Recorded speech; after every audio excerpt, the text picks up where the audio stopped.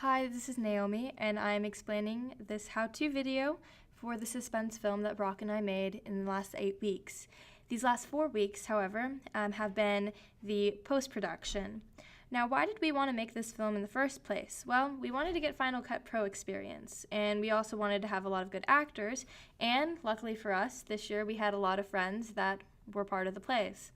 We also really liked suspense films and suspense games, and so we decided to have a go at it with a suspense film. Now, how did we do it? That's a very good question. Well, the first part of the how-to explains the sound and cinematography, which is explained in the how-to part 1. This is how-to part 2. This portion explains post-production. We watched some tutorials to learn about Final Cut Pro, which was what we were using to work the film. But when we worked with it, we began getting applicable skills that tutorials didn't necessarily provide us with. We had to learn commands, we had to find good sound, and we had to find text, images that looked good. And with the cinematography that we had captured, we had to work on color correction so it all meshed together well. We also had to film some extra. For example, even though we had filmed probably triple the amount that we actually ended up using, and we had recorded sound, a lot of what we had wasn't necessarily what we needed. For example, we had to ensure continuity with some scenes, making sure the frames didn't awkwardly mesh. Here I'm providing an example of one awkward scene where she is there and then she kind of moves slightly, and it really bothered me. So I grabbed Claire on Saturday and uploaded it, but in the actual film it's a lot more color corrected, so it doesn't look as awkward as you see it now, promise you. We also had to come in after class on days, and on other days we had to come on days we had no class at all.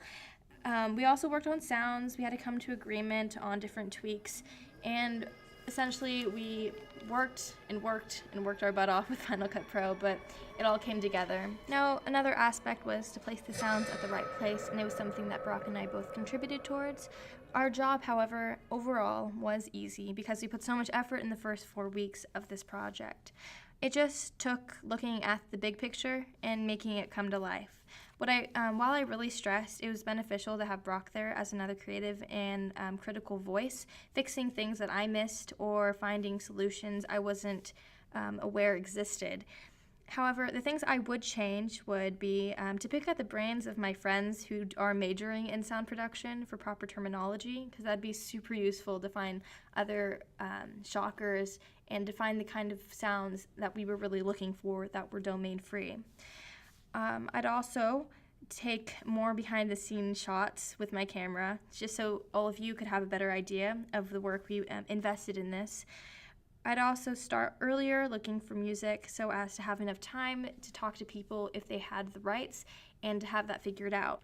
However, even with these things that we would change, or that I would change if I had the second chance, I think that we used our time really wisely and worked really hard in class with the time we've been given. We also were actually really productive in those few days that we ended up filming, and the people that were involved did a fabulous job all working together and kind of dealing with Brock and I and our kind of odd way of doing a film. I appreciate everyone who's helped out with this film, who've spent time to do this.